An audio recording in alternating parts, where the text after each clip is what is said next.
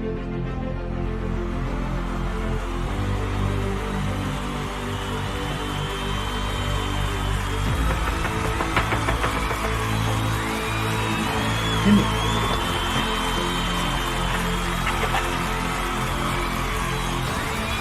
and gentlemen, this is the main event of the evening. Presented by Carolina Lightweights. Come get with us. When the action begins in the studio, our referees for tonight's event are Elgato Azul and Carolina Real Streamers. For the viewers in attendance and Facebook and YouTube users around the world, this is the moment you've all been waiting for. Live from the Elgato Azul TV studio in Louisville, Texas, it's time! What's up, slime lovers?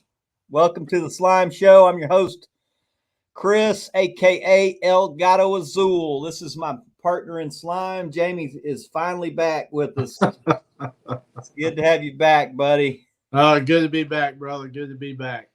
So why don't you give us a little update on where you've been and what's been going on?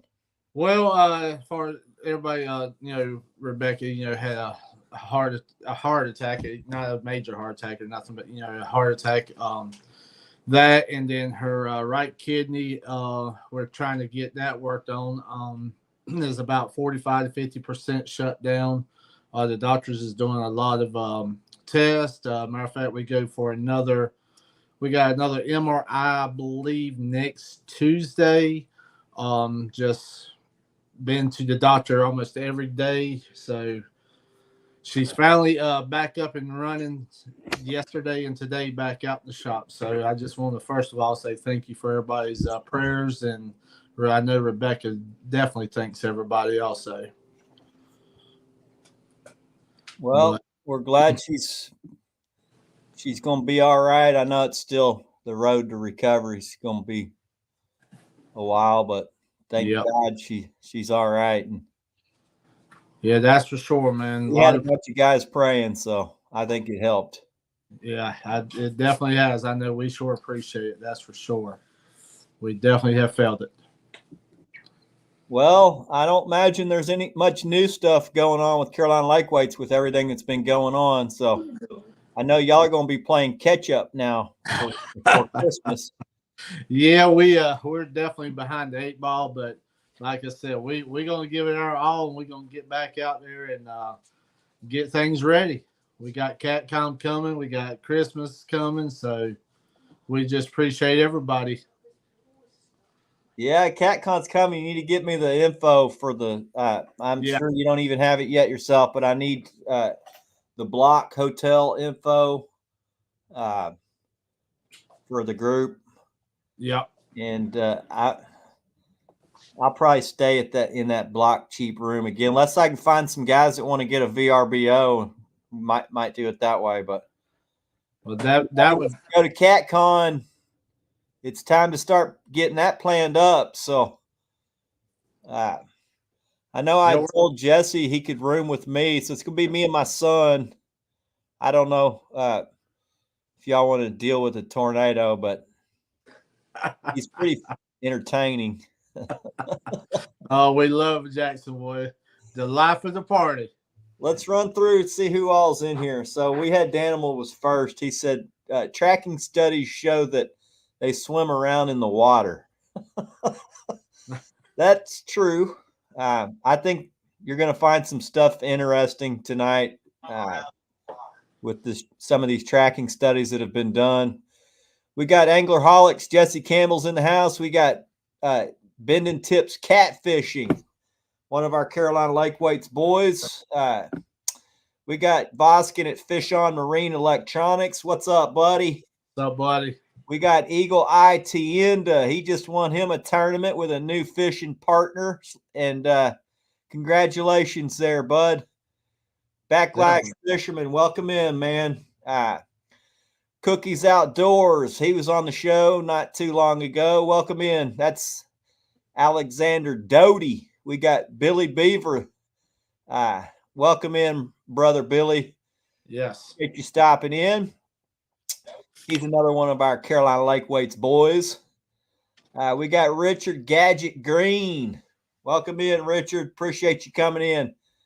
Another Texas boy, Carolina Lake Weight supporter. We got Jeff Gordon. What's up, buddy? Welcome in, Jeff. We got, let's see here, Michael Letty, one of my buddies. What's up, Michael? How you doing, man? We got Thomas Esslinger with Monster Cat Mafia. Welcome in, Thomas. Welcome, brother. Helen's vlog. Welcome, Helen. We got Derek and Donna. That's probably Derek. And Donna may be watching with him, but what's up, Derek? Welcome in, buddy. We got Jerry Parker. What's up, JP? That guy's on a tear. And he's one of our kings of the bank. So we got Facebook user. I can't see. I don't have Facebook opened up, but if you'll switch over to El Gato Azul TV on YouTube, we can see. If not, that's fine too. We got Operation Vets with Nets. What's up, Rich? What's up, buddy? Rich on last week. He's always fun to talk to. He's a good friend of us. Yes. So tonight we're going to be talking about the Mighty Blue Catfish. I'm just going to go over some basic stuff that probably everybody has read and knows, just locations or habitat, food, stuff like that. But then we're going to go into some of the studies that have been done, some of them here in Texas, some of them at the Wheeler Tail Race on the Tennessee River, some radio telemetry studies, some diet studies, tagging studies. So it should be interesting. There's Mitri Lockett.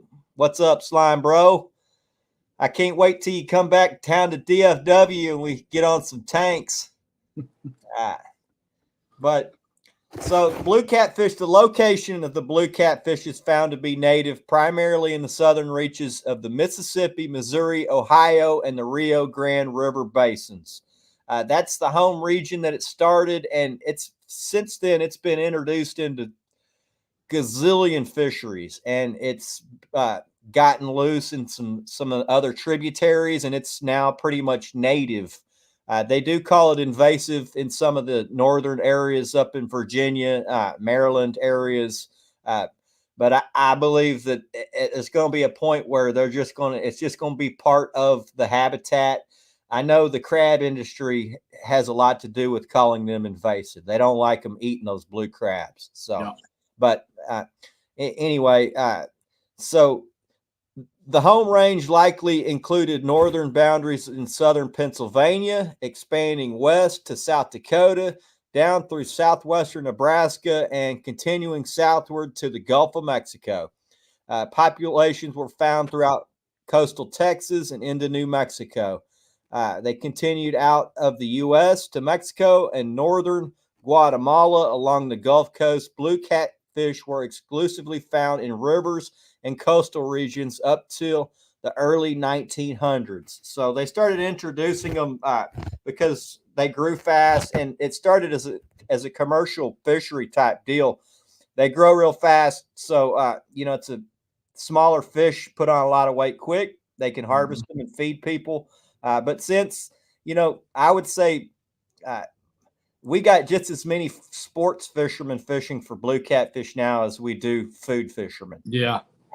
And I know, it's a slow paradigm to get people to try to protect the big fish. But I think there's room for all of us. If we can protect the big fish, there will be room for the smaller fish. And hopefully we can shed a little bit of light on that tonight. Let's see. Blue catfish spawning. So we'll go through just some of the basic stuff real quick before we get into the really good stuff. What's up, Rustic? Welcome in, buddy. Yeah. What's up, Kiker? Welcome in, man. Blue catfish spawn is very similar to the channel catfish. The season starts in early summer with water temperatures ranging from 70 to 77 degrees. And the peak spawning is between 75 and 82. This can vary depending on where you are in your fishery. On the north end, it typically warms up earlier. Spawning starts earlier on the north end. And then, the southern end of the lake is deeper. It's cooler water. And those fish that stay in that area will spawn it a little later. So, it may be 82 on the surface, but 6 feet down, it's 78. Mm-hmm. And typically these blue cats like to spawn in 10 feet of water or less, and under logs and stuff like that. So under rocks, undercut banks, cavities, large fish like big cavities if they can protect their prey. That's when they start finding them spots in the side of the banks, those little devies and them little cut-ins. They do a lot, hiding up in there. Yeah. They like to get an area they can get in there and just like sweep with their tail. So when you see them, you can tell the top of them's rubbed bloody. The tail is rubbed bloody. And then the belly is kind of scraped up real good. And they'll get in there, they'll orient their tail towards the back of that crevice, and they'll just do this and wallow out a hole. Yep. And then their head, they like to have their head oriented towards the front of the hole to protect, the eggs and the hatchlings for several days. Courtship will take place between the males and females with the use of cues, including the male's body coloration becoming darker, swimming patterns around the female, mild biting and nibbling. That's not unlike humans. Rubbing his belly and barbels on her face. Oh, boy. You can't make this stuff up. Females typically select one male per season to spawn with. So, the biggest, baddest males, he's going to choose the biggest, baddest females that he can get. So that's why it's really important to release the big fish. Not all big fish have the capability of getting big. We've got information on study on growth rates where it's going to be surprising. There's a big difference on growth rates in one fishery. One fish may take 12 years to get up to 8 pounds. One fish may be at 25 pounds in 12 years. And by turning those big ones loose, you're at least ensuring those big genetics, because some of them will only ever get to 10 pounds. They have a high mortality rate. There's a ton of them born, not a ton of them make it to full size. So true, brother. That's very true. Parker Pursuit says the record lows on the Mississippi River has hurt the spawn. And I'll tell you, our spawns have been prolific. We've had unseasonably warm winters where our fish are now spawning in the winter, which is not typical. I'm catching 1.5-inch fish in my net in February. Those are freshly hatched fish, probably from late fall. What this crazy weather pattern we're having, I don't know how long of long term it's going to be, or if it's cyclical, but it's definitely having an effect on the fish. And there are a gazillion tiny fish in our fisheries right now. And Chris, I believe we've got so many different weather patterns that's happening this year, with the El Nino and all this. So this is going to be one of them years that things is starting to change up. So there's going to be all kinds of different things going on this year. Yeah, my buddy asked today, he's like, what's going on with these fish, Chris? Is it like this crazy year or what? I'm like, it's not that crazy of a year. I mean, last year was a weird year. Yeah. We had warm weather all the way. I mean, we had one cool event in November, and then it was warm all the way past Christmas. I mean, we had a few small cold fronts, but nothing major blew through here. And that has a huge effect on the fish. Water temperatures stayed in the high 60s for a long time. And fish will spawn then. So I believe that's what happened last year. That's it. Just like every year is different. Just like we've been talking, already this year we've had more cold fronts come through and more storm systems that's coming through. And like this weekend here, I was talking to you, we've got almost like a subtropical tropical system coming up from Florida. So we're still getting those, patterns still coming, off the tropics and stuff still. Matt says our fish are really not where they would expect them to be this time of year. Temps are in the river are still in the high 40s. So, every year is different. I've been doing this a long time, and I tell guys, you can't go off what happened last year, and you can't go off what happened the year before. But if you've been doing it long enough, in a 5-10 year stretch, you can kind of see. Yeah. You've seen that weather kind of system or pattern before. So this year it's been cool, but we haven't had any huge major cold fronts where it really makes a massive change and just cools the lake off and concentrates everything. So as it's a slow change, the water temperature in a lake, it mixes, and there's a lot of area that they like to be when that water's mixed. You really, to really be able to hammer them and concentrate in on them really good, you do need those fronts to be coming in. You need those cooling weather patterns to cool the water off and make everything kind of group up and look for that. There's several things that catfish want. They want to be comfortable and they want food.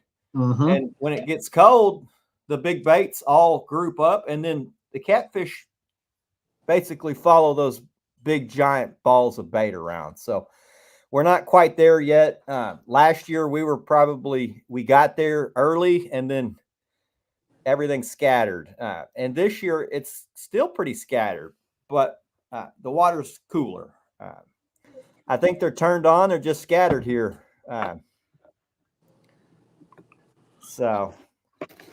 But I know I talked with Jeremy. They done a tournament. I hadn't been fishing for a little while. I know myself and Jeremy going to be doing a tournament this coming Saturday down in Santee.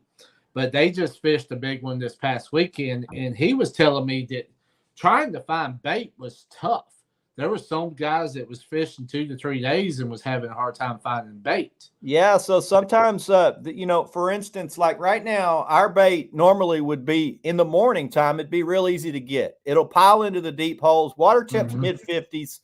Usually water temp mid-50s, you got gizzard shad grouping up. You got predatorial fish surrounding the gizzard shad. But right now, last time I fished, it was not the case. I found drum. Endless supply of drum that are 8 to 10 inches. I could have caught 1 million of those things, but there were no gizzard shad with them, which is not typical for this time of year. I went looking. I ended up finding gizzard shad up in 18, 19 feet of water. Normally they'd be in those deeper holes in 35 feet of water. You throw it one time and you go fish, but it's different. This year's different. Everything's scattered out. Big gizzard shad aren't all just piled in, grouped up together, and you got to go looking. And it's the same for the catfish. I've had to really look, and we've done well every trip pretty much, but I had to look like a long time to find something that's really fishable. Now, there's bait everywhere. I'm like, okay, there's little bait everywhere, but finding what bigger fish want to eat has been difficult. Yeah. And so I'm anxious to get back out there and try to figure out what kind of pattern we got this Saturday. Hey, Jeremy, appreciate that, brother. Thanks, Jeremy. Appreciate you, man. So I'm anxious to get back out there and try to figure out what kind of pattern we're gonna have for this weekend. And like I said, I've been off the water for a little while, but Jeremy, he's been fishing, and it's been a little tough for him. And so I can't wait to get back down there to Santee, Jeremy. So, Facebook user said he caught gizzard shad in less than a foot here on Texoma. And I'll tell you, I went and looked for fish heavily all over the lake.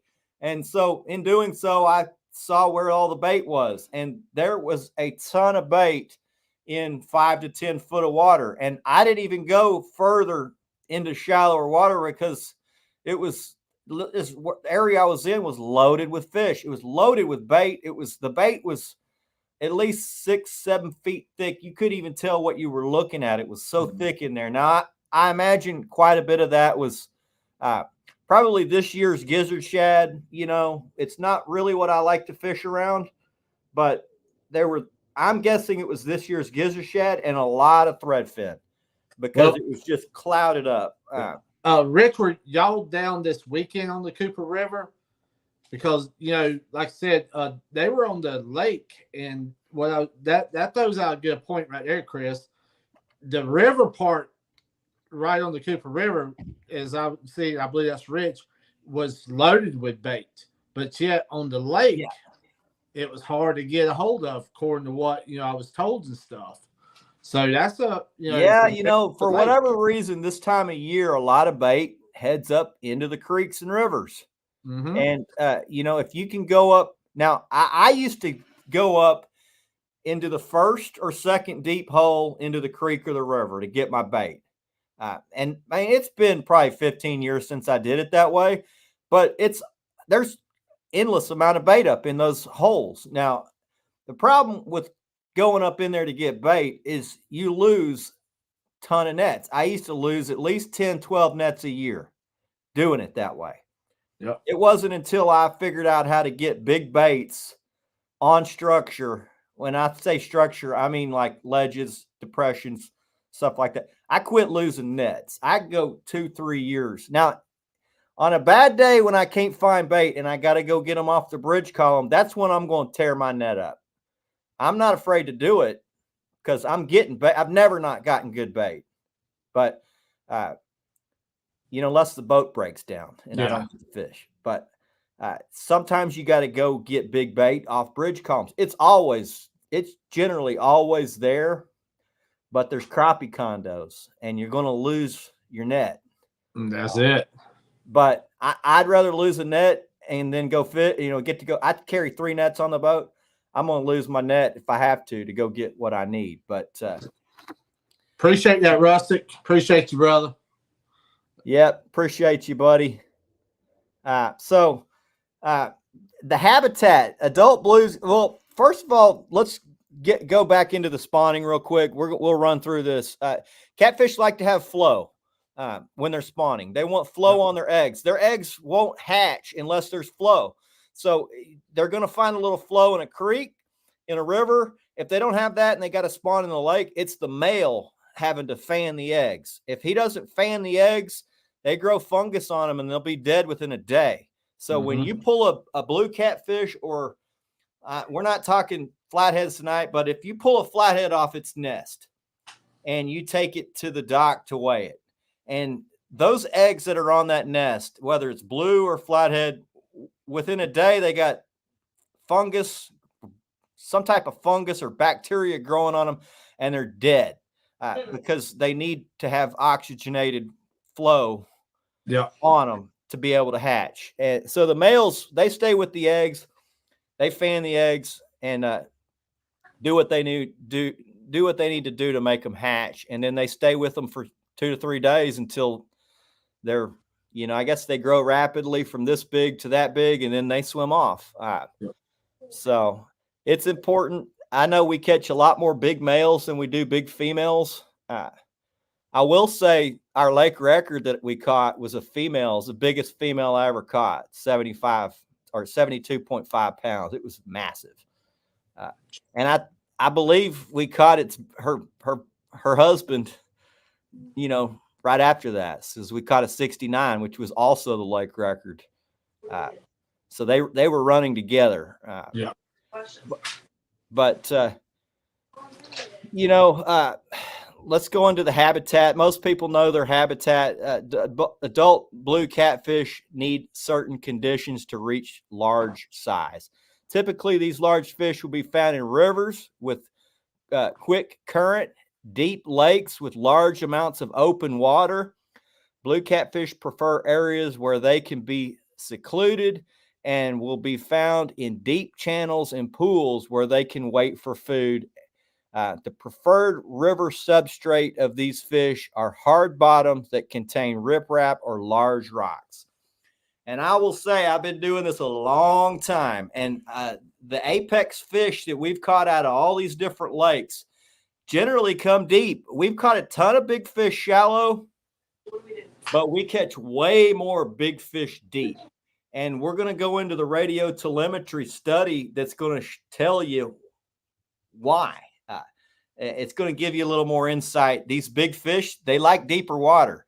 And so we've had some guys on here that are just really good at catching 100-pound fish, and they go deep. They say the biggest, baddest fish are always in deeper water. They just like a little something that's a little different than the rest of the fish. And that's not saying you cannot catch some big fish in shallower water. Hey, we caught an 80 in 3.5 feet. That's it. Jackson caught the junior state record in 3.5 feet of water. Yeah. They go in there. It's just a certain time of year. And this study is going to tell you when that time is where they leave that deeper area and go up into that shallow. And it's generally right before the spawn. And you know, a lot of times if you got them deeper cut throughs and different what we call highways and stuff in the bottom of the rivers or the lakes, you know, those catfish are at least going to come up in there and check those lanes out every day. You know, they're going to come up in there, go up shallow, check it out, then come right back down. So, you know, it's all a lot of a timing also in the feed pattern and stuff, you know. Temperature has a lot to do with it. Yeah. So, you know, temperature dictates where they're going to be found in the river. It dictates where they're going to be found in a lake. And, you know, not all of them think the same. On a day where I'm hammering them out deep, I've got a buddy that's doing well up shallow. It's just that's not where the majority of them are. They just know how to pinpoint the right area where they go up into, and you can nail a couple. But you know, as the water's cooler, they're going to go deep. Yeah. And as the water warms up, it's been cool, it warms up, they're going to run up into that shallow water. So, you know, even if it's 30, if the water temperature is 38 degrees, you got a warm day or two, you can go catch them in a foot of water. There you go. You can go right up into a foot of water, and it'll just be loaded with fish. So, what is the benefit? Vest says silt smothers them without aeration. And that's true, but the eggs just die if they're not fanned. I learned that because I talked to a guy at the hatchery, just got into it with the hatchery. He was a marine biologist that worked at the hatchery. And he's that's basically what he said is, you know, if they're not fanning them, the eggs are dying. Yep. So, Chris, have you ever paid attention? You know, you get us in some shallow water and you'll see the fish, you know, these, you know, what we call panfish, you know, they're constantly moving around in that bed, just fanning it, just moving. And it's rare that you'll see them just sit there. They're constantly, like you said, just moving it. I mean, you know, it's wild to watch them, how they work and, you know, what I really like when I go shallow is when I'm moving up into the area, I'm paying attention to the water as I'm moving up in there. Because if you're in the right area, you're going to see giant wakes of big fish moving out of the way. And you're like, oh, hell, I'm in the right area now. That's it. Because you know, fish are spooked by the boat. And they're going to get the heck out of the way. So, blue catfish will feed either in the early morning or late into the evening. Now, this is not always, but generally morning time's your best time to fish, or right before dark's the best time to fish. That's not always a guarantee. In the wintertime, I've hammered them all day long. And, you know, in the summertime, I've hammered them all night long. I generally don't fish in the night at night during the winter. So I can't really speak to that, but I do know as it warms up, there is a much shorter bite window. Guys always say, oh, they got to eat. Yeah, they eat for about an hour and then they go freeze up. That's it. You know, during the wintertime, Chris, I pull away from a lot of the nighttime fishing and focus more on the daytime fishing. Now I do some during the night, and there has been nights where I do well, but majority of them are very slow. And then the daytime fishing is more amped up. So, you know, wintertime I kind of switch over more towards the daytime myself. Yeah. Yep, and our studies are going to show I'm going to read this pretty much the whole study. It's going to tell you these big fish, they feed in the winter and they'll feed all day long. Yeah. In other times of the year, they're going to go just sit on their spot and they might not eat. Now you might be able to get one to bite if you're able to present the bait right, but they typically feed for a shorter bite window that time of year, and then in the winter they feed longer. They feed a lot harder, and in the summer their metabolism's so fast they don't want to be swimming around all over the place, burning up all their reserves. So they eat and then they stop. If that makes sense. I know guys say, they get more active in the summer. That's not the case. No, they get a little bit more sluggish, a little bit more, you know, here I know. When you catch one, they fight hard. Oh, yeah. But they weigh 20% less than they would have in the winter. That's it. You know, their metabolism sped up, but they sit there because they don't want to burn up their reserves. That's it. So let's go into some of this radio telemetry study. So this study was done on Lake Texoma. It's one of the largest fisheries in the country. It's got two pretty good rivers that feed it. It's 90,000 acre impoundment. It held the world record back in 2002. I think it was 122 pounds. It was the first lake that really produced a super giant fish. Since then, obviously, the record's been broke a handful of times. But the lake has the potential to produce the largest fish in the world if guys would protect the big fish. Problem is, we don't have that in Texas. We got a ton of guys that want to jug them and trot line them, and jugging's a big problem on that fishery, and guys take the fish out. But there's been a number of studies using biotelemetry. So biotelemetry is where they tag a fish and then they put sensors around the lake. And when the fish passes the sensor, it pings the computer and tells them the fish's activity. So they put the sensors around the lake. They can determine when the fish moves, when he stays still, how far he's moved, what time of the year he's moving. And it's probably one of the coolest studies that I've seen done on blue catfish. Decades of significant improved scientific knowledge about the seasonal and daily movements of the monsters that haunt the dreams of many trophy catfish anglers. That's me. Findings reveal trends in reservoir blue catfish behavior that give anglers a glimpse into the lives of blue catfish and help them unravel the mysteries of the quarry. So, one of the things guys always ask me is, why aren't you guys catching these big fish in the summer? Fish got to eat. And here is the study that's going to tell you why you can't catch why you're not catching these big fish all summer long like you do in the river.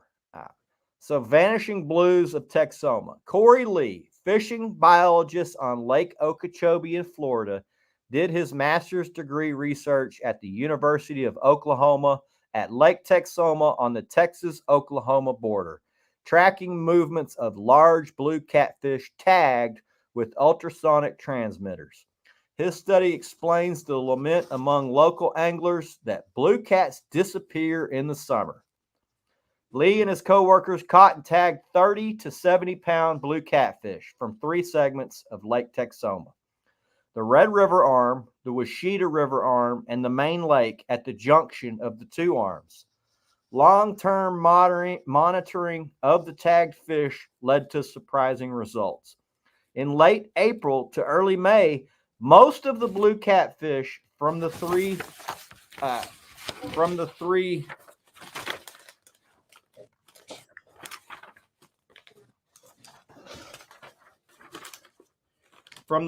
three sections of the 89,000 acre reservoir began to migrate.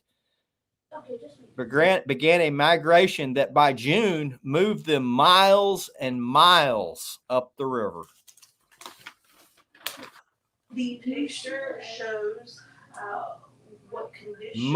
Many of these fish moved a long way upriver. Two fish tagged in the main lake moved 25 miles within a couple of months when we tagged them. Lee was prepared to study the movement of catfish within the lake, so the wholesale movement upriver into a relatively shallow Red River made detailed monitoring of the fish difficult. Fortunately, he had positioned stationary receivers in the channel of the Red River and the Washita rivers to document if any tagged fish moved out of the study area. Those receivers proved that when Texoma's blue catfish travel, they travel fast. And I've said this before. I've been monitoring a certain group of fish in my lake for the last 7 or 8 years, and they will move miles in a single day, depending on what the weather is doing. So the stationary receivers identified individual tagged fish in their depths as they move up or downstream past the receivers. The receivers cycle past back and forth between recording fish identity and depth roughly every 15 to 20 seconds. Lee's tagged blues cats often move past the receivers so quickly that only 1 or 2 measurements were completed before the fish moved out of radio range. So when they decide to move, they know where they're going. It's not a question of, oh, I'm going to go look for an area. They just get on the motor and start hauling ass. So that goes to show you, Chris. I mean, what we were talking about earlier from lake to river deals. You know, it just shows you that how they kind of just start backing out that lake and the river fishing starts picking back up a lot.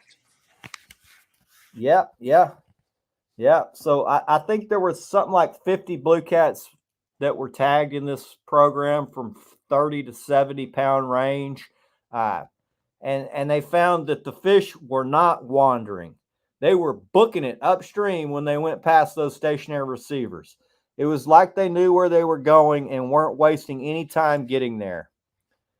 He was puzzled why most catfish ignored the Wichita River, the Washita River, and moved up the Red. Both the rivers are very similar watersheds.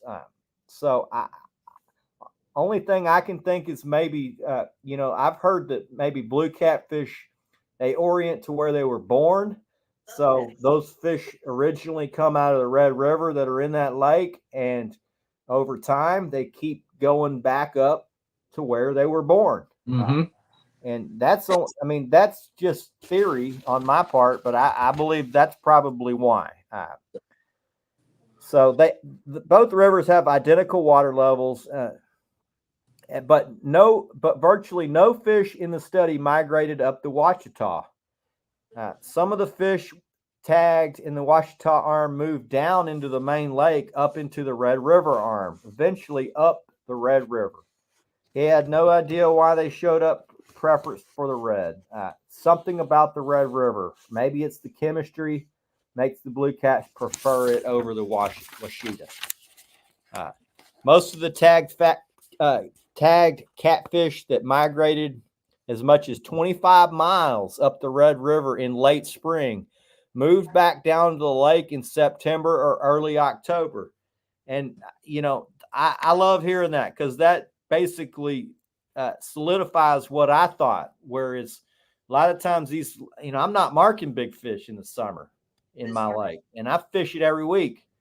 And but I know is after a cold rain, if I'm up on the north wind or up on the north end on a cold rain in the fall, I'm starting to mark fish in that cold water that's coming out. So I've always said these fish move up into the river and they're riding that cold rain coming back into the lake in the fall.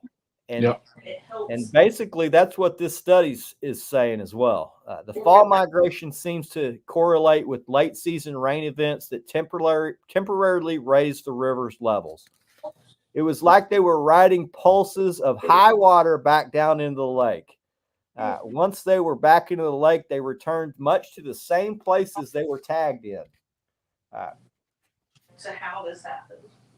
So, they like high value real estate. And we've talked about that on the show before. The biggest, baddest fish can go to where he thinks he can get the easiest, best meals.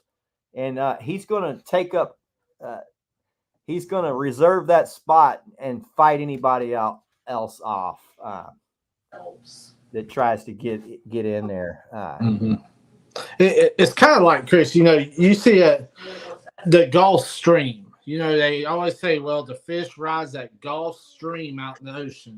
That's about the same thing from river to lake, man. They ride that stream like you were just saying. So it's the same details how they move on that main highway a lot of the times. This also explained to you why these river guys are hammering them in the summer and why the lake guys are like, these damn river guys, So we don't have any major rivers in Texas, and ours are very hard to navigate. Once you get up in there, there's super shallow sections. You can't even get a boat. Mm-hmm. Then there's a deep hole.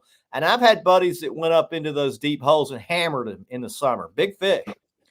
So I've always said, one of these days I'm going to trek up in there and try to do it. But, I in my boat, it's not doable.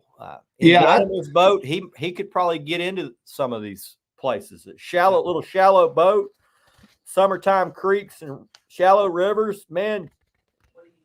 Get up in there, man. There's some giant fish up in those holes. That's when I honestly, during the kind of the mid-spring, the summertime, I'll back away a lot from the lakes and just totally go to the rivers and just with the blues, with the flatheads, and we do very well in the summertime. Now you know why.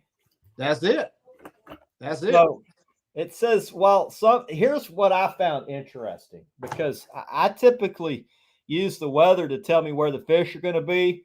But this is saying the biggest, baddest fish. Now, there are some blue cats were wanderers, and I've always said that. Some of them are they migrate in a home zone, and they'll move in a 2 or 3 mile area radius. But it said that during the winter, that some were wanderers, but others were largely sedentary. And those homebodies stayed in relatively small, deep water home territories throughout the winter. These were some of the largest fish in the survey, with occasional forays into shallow water, often after dark. So these big fish orient to a certain piece of structure, and they don't do anything but just lay there all day. So you mark them, and you can't catch them.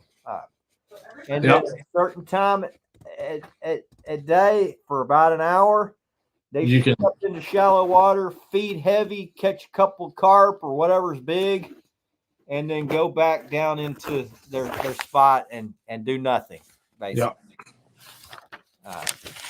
Well, I'll tell you, man, that information that you're reading, Chris, is, fantastic. It's, biologists, studies. It's the truth. And, when you do that kind of study and you listen to a lot of this, your fishing is really going to be it's going to pick up tremendously. It really is. Start thinking a little differently. About these fish and the way that they're acting sometimes. Mm-hmm. They said that they had done a 24-hour tracking on the stationary fish. We checked them every few hours. And at one point around 2 or 3 in the morning, a 60-pounder was gone from where it had been all day and evening. Go walk in the factory. We searched and found him around a bend in the channel under a school of shad. We moved back and forth. He moved back and forth under that school of shad for an hour, then beelined it back to almost exactly where he'd been. So he fed for an hour out of the day, which is when he was catchable. And this is one of the bigger ones. And then when he was done, he went and locked back up. It's like done. Yep. So Sat down in that deeper water on that corners and just, like you said, just locked right down. Lee's suggestion to anglers is based on his findings: don't even waste your time trying to catch big blue cats from the main lake in the summer. There are always a few of them scattered around the lake and 2 arms throughout the year, but most of the fish in our study went up the river. Yep. In winter, though, they're back in the lake in all their favorite spots. They seem to the biggest fish in the study seem to like to set up on shelves along the old river channel. They relate to points, bends, and drop-offs along the channel. Love hearing that, because one of our shows on how to improve your dragging game is hitting these points with precision, relating to the bottom of that point, the bend in the channel, the drop-off on the ledge, hitting that right where that drop-off is on the ledge. That's it. And anywhere on that channel where there's a little bit of a ledge, try to hit that as many times as you can when you're dragging. When they move to where shad are, and we assume they are feeding. There's predatory fish around the shad, and the larger ones are possibly feeding on the predatory fish. If you find shad in the winter, you're probably going to find multiple blue cats that have moved to that area and are actively feeding. So, and Chris, a lot of times, like Santee, a lot of these places that's got a hatchery. Those fish that are born in those hatcheries, a lot of majority of them are actually going to stay kind of within that area, that lake and stuff. But like the other ones, like you say, they're going to migrate to what they know and head back home, then come back down. So yeah, you still gonna have a lot of fish that's been hatched right there, kind of hanging around. But the majority of them. This is what I've noticed on my fishery. Now, when we catch our good fish that are like 20 to 40 pound class fish, I can go all over the lake and find those fish. Yeah. But almost every one of the ones that's over 50, from 50 to 75 pounds, I've almost always caught them off of a certain piece of structure. And when the conditions are the same, I can go back to that piece of structure and catch one over 50. It's just, there's something about that piece of structure that the biggest one is going to want to orient to. Where I think some of the smaller ones, well, I say smaller, 20 to 40 pound fish, they work synergistically to help each other feed. Bigger fish, they tend to operate completely different. They don't use the whole group to catch fish. They find an area where they can just sit. And if something swims by, they got a free meal. And if something doesn't swim by for an hour out of the day, they swim off and they go try to catch what they need to get for the day.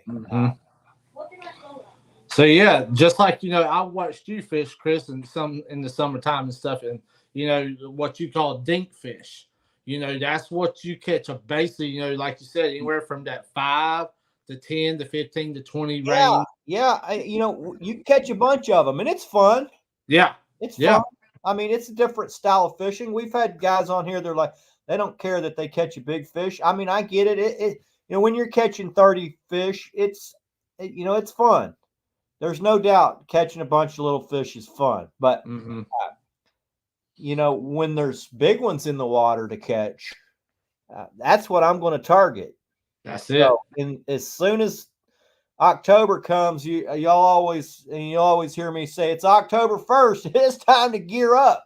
And I'm geared up, and even if we haven't had that front yet, I go ahead and gear everything up and get ready. And I know that when we get that first front, I can go up into that north end of the lake and they're going to be there. It's almost like clockwork. Yeah, it's like Christmas time to a catfisher. That fall, that winter time, you start getting excited. You're like, man, yeah, this is going to be getting good here soon. The lake's going to crank up and stuff. And when you leave that river, it's like, okay, the river's slowing down. Now let's get back to that lake fishing. So, yeah, that winter time I'm ready to go. I am too. And, summer, Texas, you never know what you're going to get for the winter.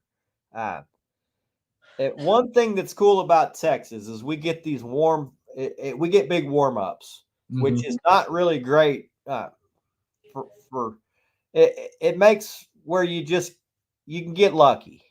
It does take some skill to be consistent, but anybody can go out and make a long drift, and you might get lucky and get some good ones. But as it gets colder and fish group up, they are in much higher concentrations, but in very much smaller areas. So it becomes a lot more skill. It's to be able to go find them, and that's why you'll see certain guys just freaking slay them, and they hammer them. Like you're like, holy crap! And then the other 5 guys that are decent, they didn't do what they did. They're like their feelings are hurt. You know what I mean? Like they're like this guy's lucky, and but so there's something to having these fronts roll in, and it's very helpful to group fish up. If you've had steady weather is good for fishing, but fronts is what groups them up. So you need the fronts to group them up, and then you need steady weather after the front or right before the front. Yeah.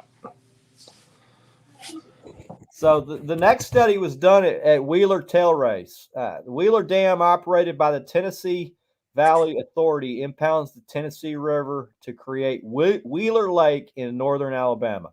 Everybody knows Wheeler Lake's the best fishery in the country. Now there are other lakes that might have bigger fish.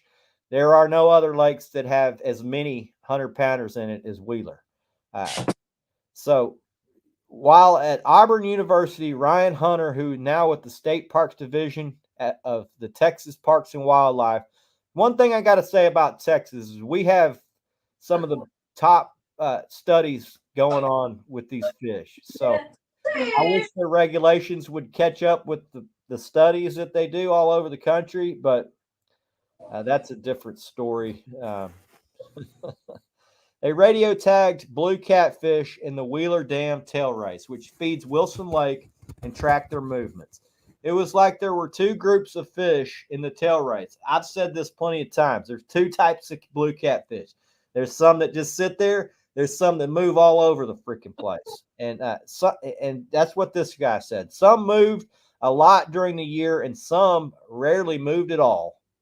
2 groups were distinctly different in their movements. For a while, we were concerned that a couple of them were dead.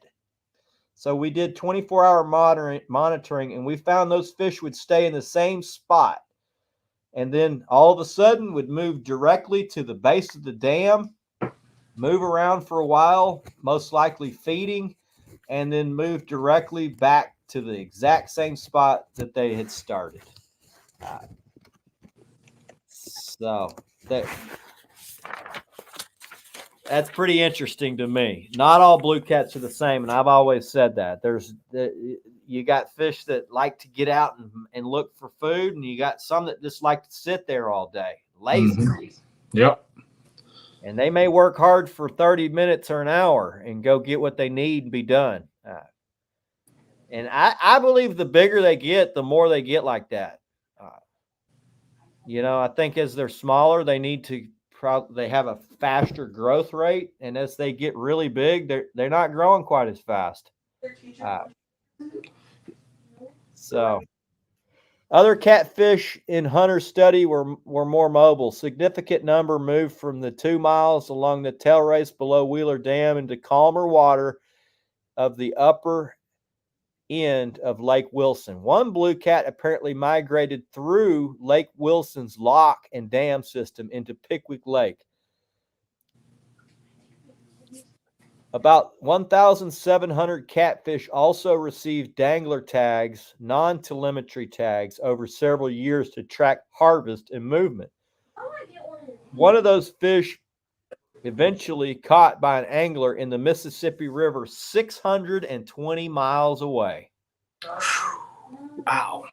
That's insane. That's traveling, cuz. Wow. Now, did it give a time period on that, Chris?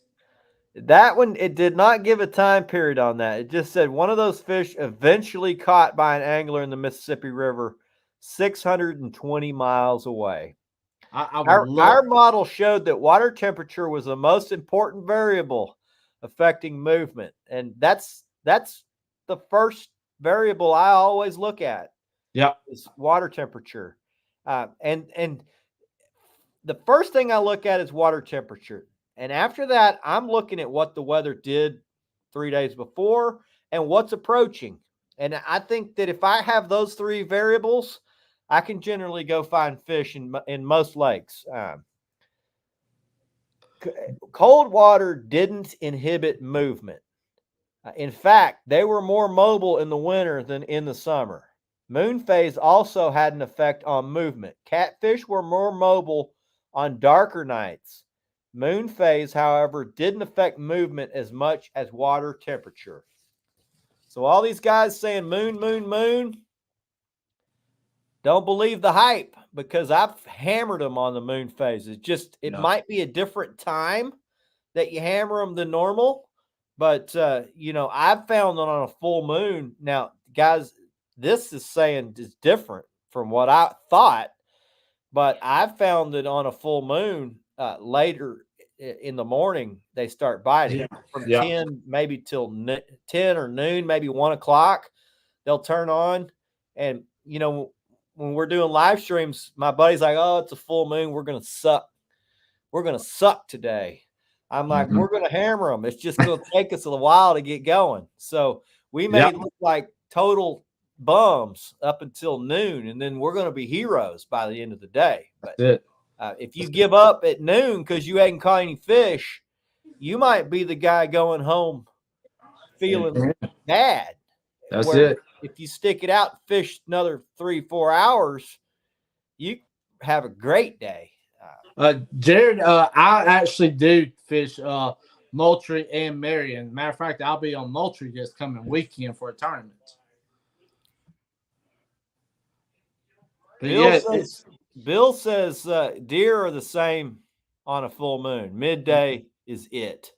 Yep. So I believe deer and blue catfish have similar activity patterns. I've noticed that as well. Yeah.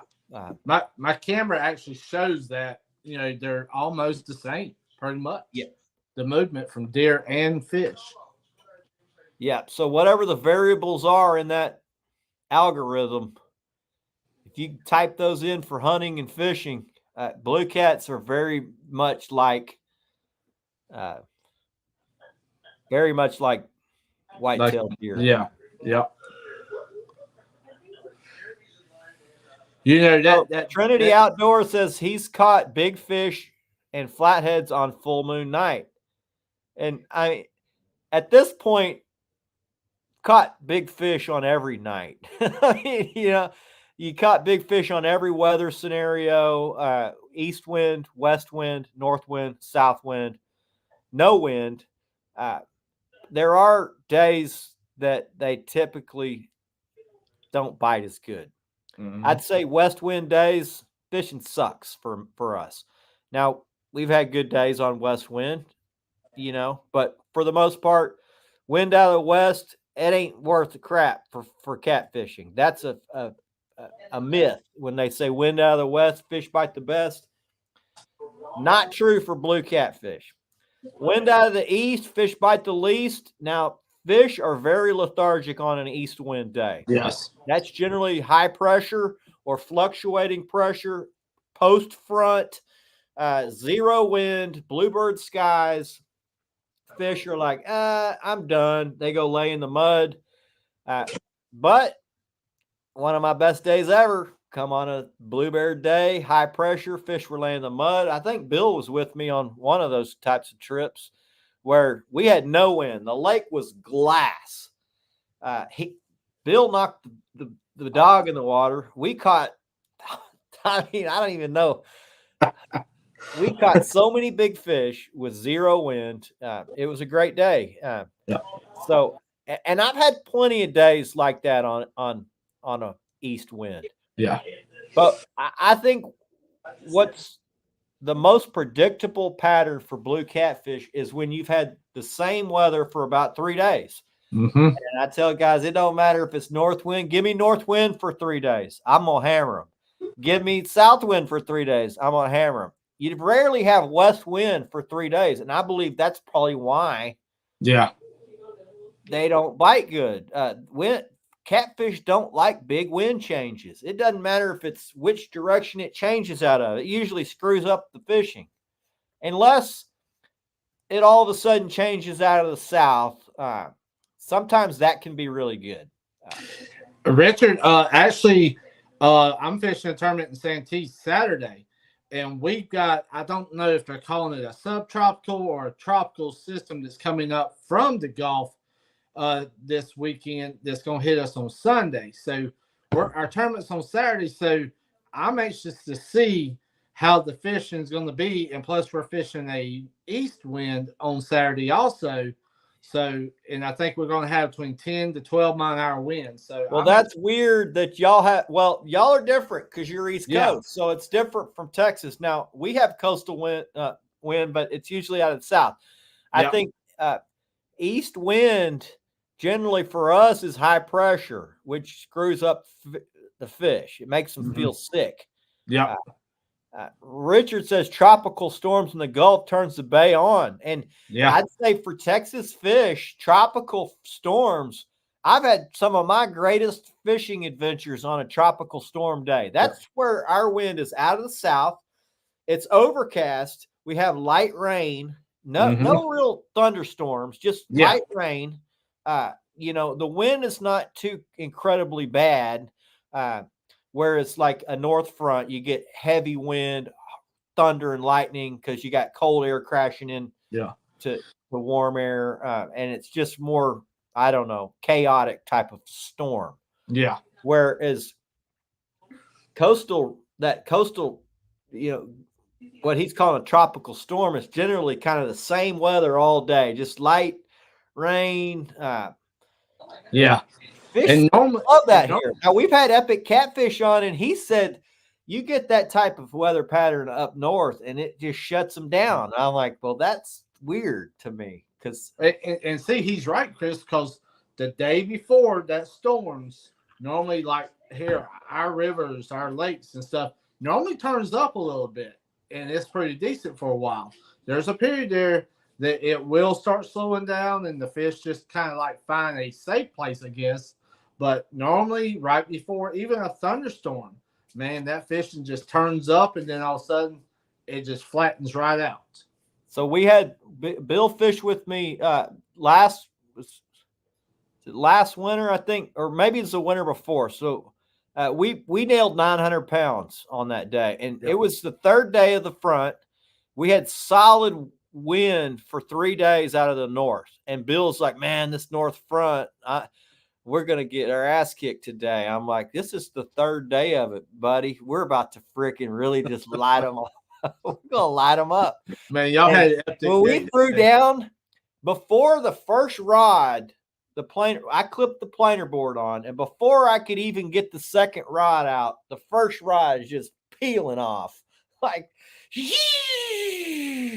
which, and I always say, when that happens, it's going to be an epic day. And I think our first fish was our smallest fish of the day. It was like 18 pounds, and that was the smallest fish of the day. At a 900-pound day, smallest fish was 18 or 19 pounds. Which that's days you dream of, isn't it, brother? that's the days you dream of, you know.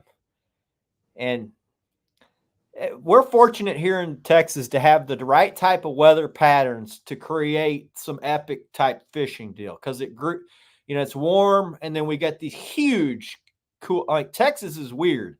We'll have a warm winter, and then all of a sudden we'll hit 15 degrees, and it just makes every fish in the lake pile into a certain area. And if you know what you're doing, you can go to these areas right after that front and just light them up, you know. Yeah. And it makes us look like heroes, you know. So, you know, all these studies, Chris, and the ones that you've read tonight, man, you know, if a lot of these old notes that, you know, I used to keep and stuff, I pretty well have just thrown all of them in the trash. Plain and simple, because of the weather patterns, you know, and all this different stuff, you know, things I thought I knew. It's a lot different when you start reading these studies and stuff. They really are. I agree. And I've had there's guys are like, you're going fishing. I'm like, I've had too many great days on days where all y'all stayed at home. That's it. And you can't catch them sitting on the couch. And, you know, now I realize sometimes when you really take a beating, it makes you a little less motivated than the next trip. But for guys like me, taking those beatings like I did for so many years is what, you know, has made me be a better angler. Yeah. I hate losing. I hate taking a beating.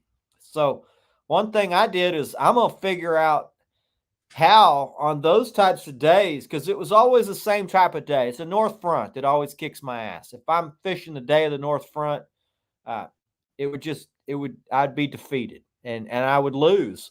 But I would notice out of my guide buddies, some of them just lighten them up, you know, and they figured it out. So I just took it upon myself to learn, to figure out how to iron out those curves and flatten those hills. And, you know, it's on the toughest days where you learn the most, because of all the stuff you're trying, you know, different techniques and stuff. You know, you pick up on a lot of different stuff that actually works pretty darn good. And you learn that on those days it's very slow. I agree. And, you know, Dan says he tries to enjoy the fishing and not get so technical and scientific that stresses him out more.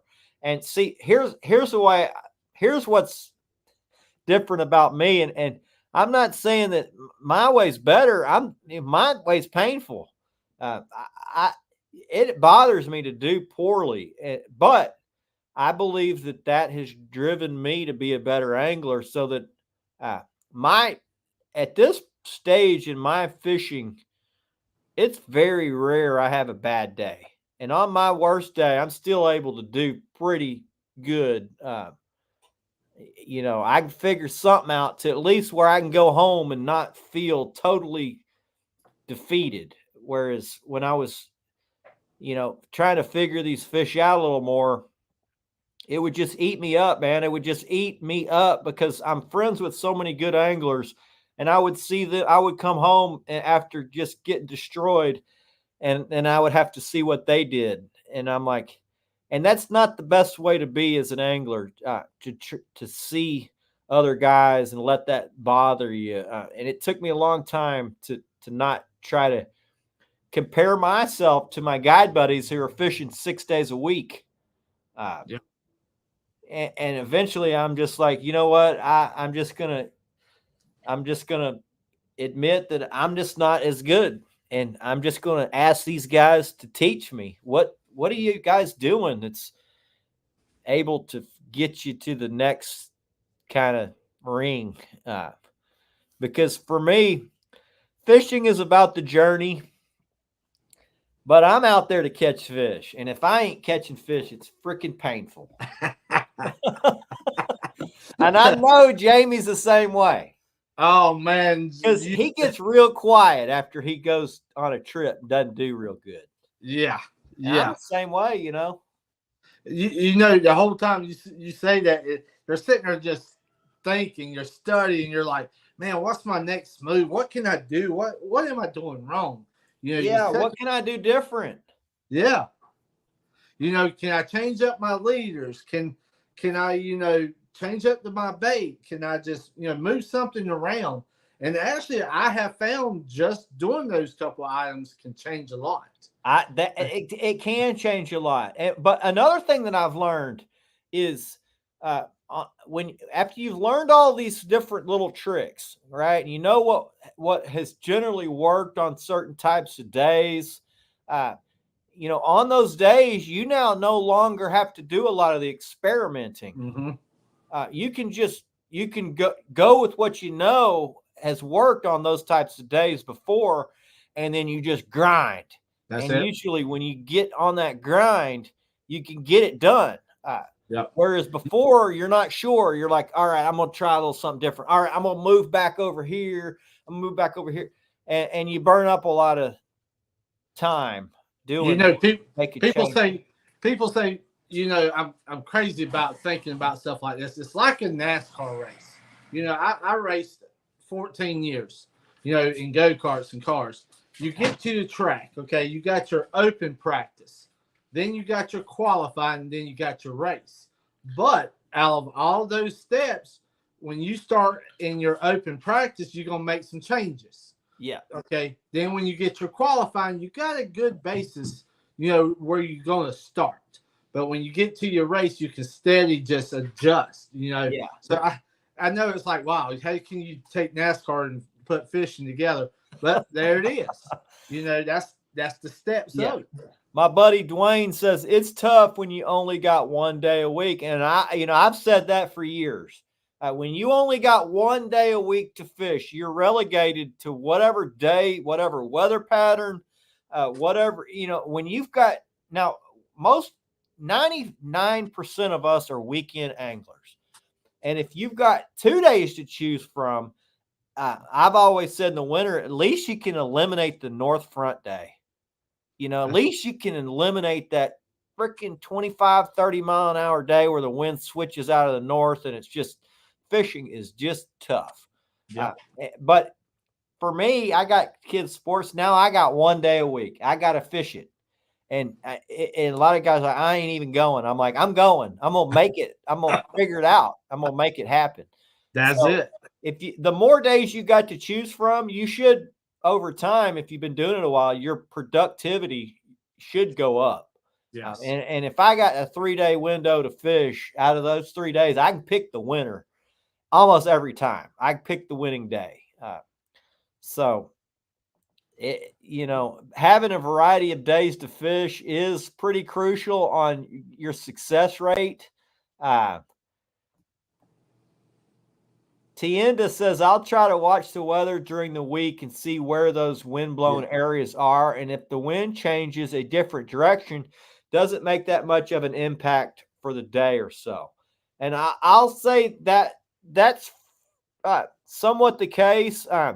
Now, if you're out there and the wind changes, the fish aren't going to all of a sudden just shoot to the other end of the lake. Yeah. But if you've got a wind change in the morning and you're catching fish, right? And the wind's out of the north and you're catching fish and you're doing pretty good, right? And then, you get a wind change at 10:30 a.m.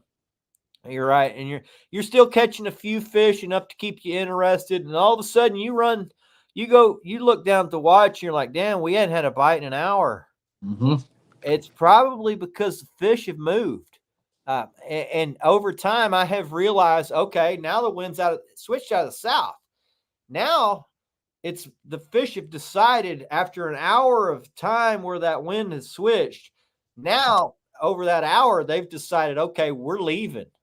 And when they decide to leave, it's not a slow process. They just go and they move to the next area where they think, is going to be good for them. And I have found that, when you switch it up like that, like me and Dan, that's what happened to us one day. We had a north wind. We were catching good fish. All of a sudden, the wind switched out of the south, and it started blowing up into this pocket. And I'm like, well, I know we got a wind flop today. And when it does, when we stop catching fish, we're going to move up into that wind-blown pocket. And we moved up into that wind-blown pocket and just started just hammering them. And then as we're about to leave, I'm like, we're going to wait till we get right up on shore before we reel up. So when we reel up, we got to reel up quick, because when we hit that shoreline contour, good chance we'll catch our biggest fish. Yeah. And sure enough, Dan nailed his PB right on that shoreline contour. And he's like, man, this is crazy. You call these fish like that. I'm like, well, over time, you start to realize where these fish like to move with that wind change. So, guys, it's just a lot of it is experimenting. And when things aren't working, don't be afraid to change something. And then over time, you'll start to see, okay, I've tried these other things, and this worked a little bit, and that worked a little bit, and that one didn't work at all. So you'll know kind of what works and what to key in on. That's it. You know, man, a lot of this great info tonight, you know, it's just mind-boggling at what they've learned on these blue catfish, man. It's just unbelievable. Tienda says, follow your instinct and don't second guess yourself. I've caught myself and gave it just 10 more minutes and stuck it to the plan and worked out. And I learned that from Daniel Armstrong. And he said, Chris, if you're on good fish and you're catching a few here and there, stay with them. You know, just stay with them. Now, if they're completely turned off, don't be afraid to move to a different area and look for active fish. Find an active fish. But if you're catching a few, you might waste all your time going and looking for another group. If those fish are somewhat active, you might just there's something to have in your hooks in the water. And last time I fished, that's exactly was it. I found where the mother lode was, and we just weren't catching fish. We caught too early, and at the end, I said, you know, I'm putting a 20-minute clock on this, and we're going to call it a day. We got 2 30s. I'm going to call it I got a 30 and a 20. I'm going to call it we won. Yeah. You know, it wasn't great, but west wind day, we caught 15 fish with a 20 and a 30. I was happy with that. I put the clock on it, 20 minutes. All right, when 20 minutes up, I'm leaving. As soon as that clock started dinging on my phone, all my rods just started going down. Just damn. It's like, and we had 4 fish on. You know, we had a 38, a 38, a 30, a high teener, and an eater. And I was just like, man, the clock. I should have been putting this damn clock on all day long. But we finished the day, and it ended up being a decent day to a pretty damn good day. I felt great about it after being a west front day. Oh, heck yeah. Take that all day long, brother. So there is something to sticking with it, Tienda.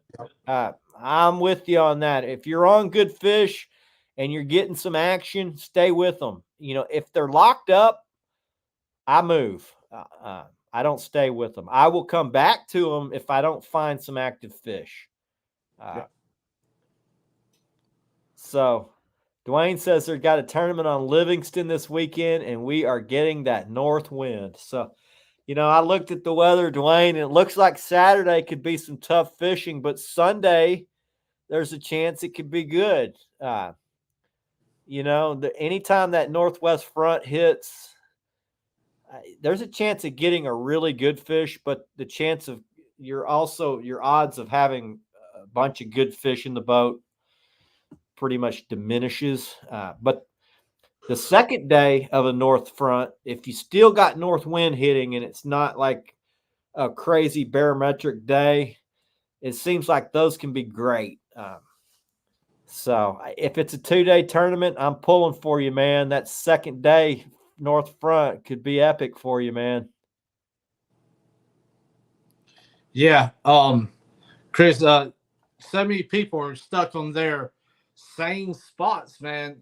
I saw Miss Paula's talking about you got to try different stuff sometimes. Yeah, that's for sure, Jamie. I don't fish too many the spots. I don't. Yeah. That's just not how I fish. Yep. Guys like, which part of the lake the fish in? I'm like, you got to go. You can go to the section, but then you got to, in that section, you need to go find the fish. They don't typically just stay in the same areas all the time. That's it. That's it. They move around in a section. They're migratory in a section. Yeah. They could be there 2 days in a row. And if you don't have different weather patterns blowing through, they might be there for a week sometimes. But that's not typical this time of year. Usually we have weather changes. Richard, normally I myself the last few years have been throwing everything back, but I will not keep anything over 5 pounds. So everything over 5 pounds for myself, I will throw back.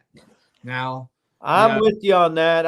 I've learned just to keep, we don't keep a lot of fish, but my wife in the summer wants me to bring home fish. And so I do. I'll keep 5 pounders. Yeah. 3 to 5 pounders, what I like to keep. I just feel like, why keep them over that when I can go catch plenty of 3 to 5 pounders? And be honest with you, anything over 10 pounds, the meat myself, I don't care for it. But 5 pounders is my good.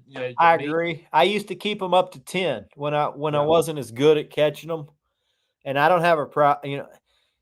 You keep whatever you want, but I believe anything over 10 should be turned loose. Oh yeah. Yeah, for sure. Like we said, not all growth rates are the same, but it could take 10 years for a fish to get to 10 pounds. Yeah. So you want to, that's a long time. Turn those fish loose, let them get to 20, and all of our fisheries will benefit from it. That's if you want to keep more eaters, keep more smaller fish. Guys like, I just want to clean one. Well, quit being lazy. Just go clean 3 5-pounders instead of 1 15-pounder. That's it. And I promise you, they taste good too. So 5 to 10, they good. They taste real good. Anything over that, nah. I make sure we throw those back. And also, I want to say this: do not catch more than you can eat. Don't go and catch a bunch, just throw them in the freezer. A year later, you still got them in the freezer. Don't do that. I have the same conversation with, I know a ton of guides, right? I'm friends with a ton of guides. Yeah. I tell these guys, why do you let guys keep a full limit when they're not eating? Everybody in their dog says, oh, it's fish fry time. But in reality, most of the people that catch a full limit of fish, and if you got 2 or 3 guys on a boat, that's 3 limits. That's 75 fish. Those fish at the end of the year, when they're looking down in their freezer, they're saying, oh, look, honey, we forgot to eat all these fish. Yeah. Well, their freezer burned. So they just end up throwing it out. So y'all kept 3 limits of fish just to throw in the trash. Now, if you're going to have a fish fry, okay. Have that fish wrong with having the fish fry. Go have the fish fry. But don't say, oh, we're going to have a fish fry. When reality is you don't have a fish fry planned. So don't if you don't have the fish fry planned, don't think you're going to have a fish fry, because it generally doesn't happen. I know from experience, most people don't have that fish fry unless it's already planned. So just keep enough for the family. There's nothing wrong with that. And if you want to go catch some more, they're easy to catch. Just go get some more. That's it. Go get you some night crawlers. That'd be the perfect size you can catch off night crawlers. Yeah, you can catch those things, and in 30 minutes, you'll have 3 or 4, and you can go. You got plenty to eat. That's it. Well, Chris, I tell you, man, we've had a good crowd in here all night long. And it was a fun show.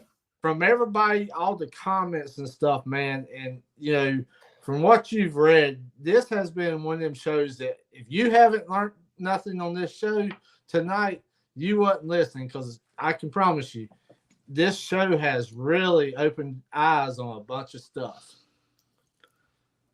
I was wanting to do this show, and I know I just read a lot of this information, but I think it's important information. I think it's also good to understand kind of the fish that you're targeting. I learned some things reading it. I'm going to use some of it when I target big fish. That's it. That's it. And Chris, I know we forget sometimes and stuff, brother, but we got a lot of people, man. I like to give a shout out to. Yeah, let's do it. Let's do it. I forget almost every week. First of all, I like to say I appreciate SmackDown rod holders, man. Them guys is unbelievable, and that boat of mine looks real good with all them things on it. I'll agree. They do me really good, man. I feel like family with those guys. That's it. And knick-knack, the custom bait boards and stuff, man.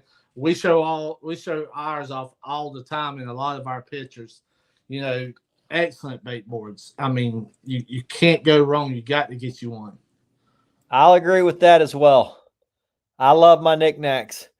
Two, I want to mention. I want to mention three, probably other than Carolina Lake Weights. Obviously, it's my number one supporters, family. I'm fortunate enough to be the team leader. I've got an awesome group of guys that are my friends, family, teammates. Rebecca and Jamie are brother and sister, family for life. Love being a part of this, man. This is one of the coolest things. We always got so many of our people in here. We got Paul in here. We've had Billy Beaver in here tonight. We had Jesse Campbell and Patrick Gilliland. We had Rich Segarra. Ton of just great people. Love being involved and just having good people around me. Makes me a better person to have awesome people around. But not just the Carolina Lake Weights team, man. The people that I've met that use the product that are now our family, like Richard Green, Jeff Gordon. I could list probably 100 guys that I've met through Carolina Lake Weights. They're just awesome dudes that I'm friends with now. So I love that part of it. That's probably my favorite thing of doing all this is brotherhood and sisterhood to Rebecca and Paula. But other than that, it's probably I'd like to thank Mad Cats for supporting me and my son. Always sharing our stuff out, making me feel like part of. Really, Matt Knight is really an awesome dude to me and my son. I would say probably after that, it's I would say multi-bar rod racks. I'm trying to get Colton on. He's kind of a shy guy, but I'd love to get him on the show. Great guy, awesome product. Like to hear his story. Like to give a shout out to him. I mean, I've got a bunch, man. It's hard to mention everybody, but those guys really make a difference. Kevin Parks at Parks Planer Boards, he's one of the nicest guys I've ever met. Yep. And he supports me and my son when we're just weekend anglers, always asking what we need. He makes awesome planer boards. He's probably one of the top 5 anglers in the entire country. I love being a part of what he's doing, I love him allowing me to be a part of that. I like being a part of greatness. So I'd say Carolina Lake Weights, Multi-Bar, Mad Cats, SmackDown Rod Holders. I'm with Demon Dragons, with Knickknacks Custom Bait Boards, all awesome products that I love, and they love they support me. So And I got to give a shout out to Warrior Energy Drinks, man. Them guys, they got good water energy drinks. I love them to death. Thanks to Eric and them over there at Warrior Energy Drinks. Dale's Tackle. I'd like to give him a shout out too, my friend. Loved Dale over there and everything that they do over there at Dale's yeah, Tackle. I used Dale's hooks for years, and Yeah. they're great hooks. I'll say Dale's hooks are great hooks. Right now, I'm using the Action Jackson hook, but I also still use some Dale's. Yeah. I'll be honest, I use a variety of hooks because I've been given a bunch of hooks. So I'm still using Nocturnal Nation, Lucky 13s. I'm using Action Jackson 10-aughts. I'm using some of Dale. Well, right now, my smaller hooks in the summer, I use a lot of Dale's hooks. But to me, there's some things in a hook that I like. And I'll be real, there's a lot of good hooks out there. Certain things that I really want in a hook. I want a wide gap, want an extreme offset, I want a medium wire. And so all those that I mentioned fall into that category. Yeah, Operation Vets with Nets, man. Love to say what's up to Operation Vets with Nets. I love being a part of that. Fortunate enough to be on the board of directors for that. Man, we got some huge things on the horizon. I love being a part of that, and I'm excited to see where that's headed. It's crazy how that thing's blown up. And Chris, Donation Live Catfishing. Yeah, Donate Live Catfishing. Donate. Yeah. That's a really good. It's not really an organization other than it's just raising awareness for organ donation, which is awesome, saving lives. How could you not want to be a part of that? So Terry Woodrow runs that.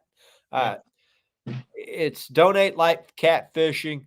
If you don't know about Donate Life Catfishing, you can find them on Facebook.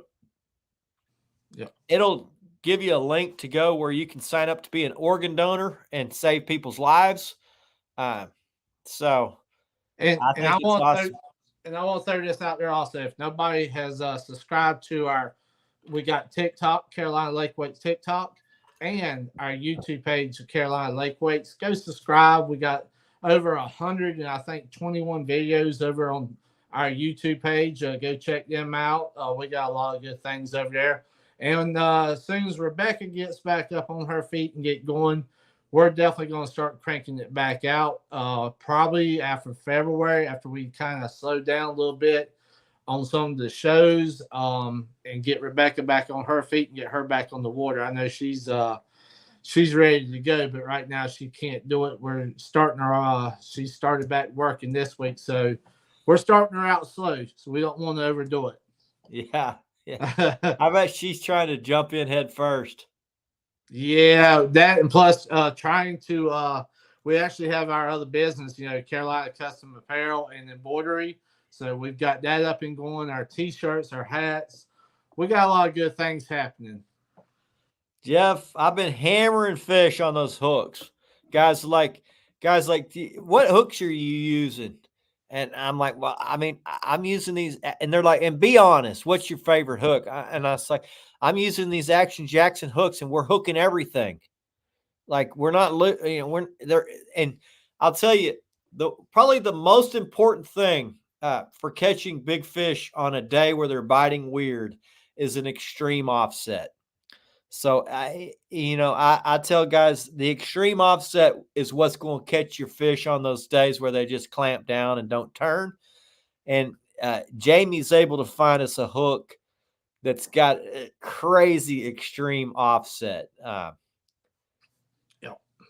So it's a heck of an offset, and I can promise you when you get them, Jeff, you're going to love them. I promise you. Yeah, you'll love them. You won't lose. You're going to lose fish on any hook, but on these hooks, you'll catch those fish on the day where they just kind of clamp down and you crank down, and normally it just sucks the bait out of their mouth and you lose the hook or you lose the fish.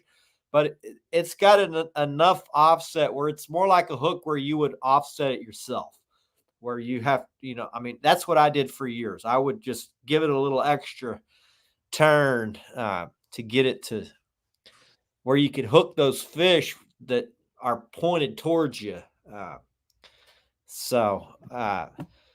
Operation Bets with Net said we need our OVWN hook. And I'll tell you what, Rich, I like that idea, buddy. We might just need to work on that, my friend. I bet we could make that happen. So I'll get with you, Rich, and see what your favorite hook style is. Right now, I prefer an octopus hook, octopus circle hook, aggressive offset, wide gap, medium gauge wire. So you tell me what you like, and we'll get it figured out, buddy. And I just want to say before we end, Chris, thank you for all the prayers for Rebecca and for us here at Carolina Lake Weights. We love our family. We love all you guys, and we appreciate it. And we have felt each one of the prayers, I promise you. And Rebecca, she really thanks each and every one of you also. So Richard says, how does he get a vet shirt? And so Richard, the veteran jerseys that the team has are actually available for sale. You have to have a certain amount in the order before Rich can place the order. Otherwise, I think he's got jerseys, T-shirts, hats that just have the basic Operation Vets with Nets logos on them. But if you want the team jersey, where you might have seen me wearing them in the lives or on some of our vet live stream tournament stuff with vets, you can get those from Rich. You just need to contact operationvetswithnets.org, or you can find Rich Segarra, Segarra, Segarra on Facebook Messenger, message him, or you can go to Operation Vets with Nets. They have a Facebook page. He's got a Facebook group. He's also got a company page, Operation Vets with Nets. It's not Vets with Nets. It's Operation Vets with Nets. You go over there. You can message him directly. He can get you set up, or go to the website. You can see what he's got. And guys, one more time, man, go over and check out our YouTube pages, Carolina Lake Weights. We got, like I said, over 120 some videos over there.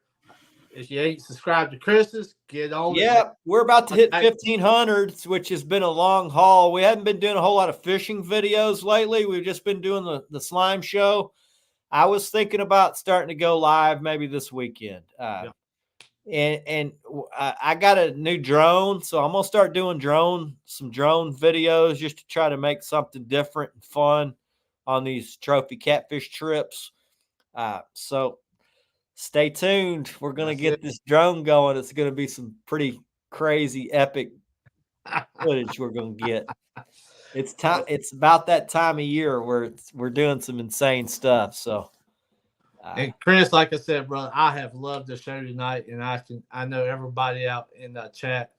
I know they've had a good time tonight, brother, and I appreciate you too. I appreciate you guys. I appreciate everybody that's tuned in tonight. I know a lot of people tuned out. There's other shows going on. That's fine. But we're having fun doing it, Jamie. I'm having fun. Me too, brother. I'm going to keep doing it. We'll get some new guys on. I haven't been planning too far in advance because it's the holidays, so we've just been winging it. And I don't know what we'll do through the holidays as far as the show. We may take a little hiatus, but we'll just play it by ear, week by week, see how it goes. That's it. And guys, like I said, man, hang in there with us, guys. We're growing. So grow with us, and appreciate, from myself and Rebecca and Chris here at Carolina Lake Weights. If any of you guys got any people y'all want us to get on the show, or if you want any types of information for us to try to cover, we can get some of the best people in the industry on here to talk about it. Between Jamie and myself, we're pretty well connected somehow to the whole circle of catfish anglers. So we do appreciate everybody stopping in, and tight lines. God bless. Azul out. Later, y'all.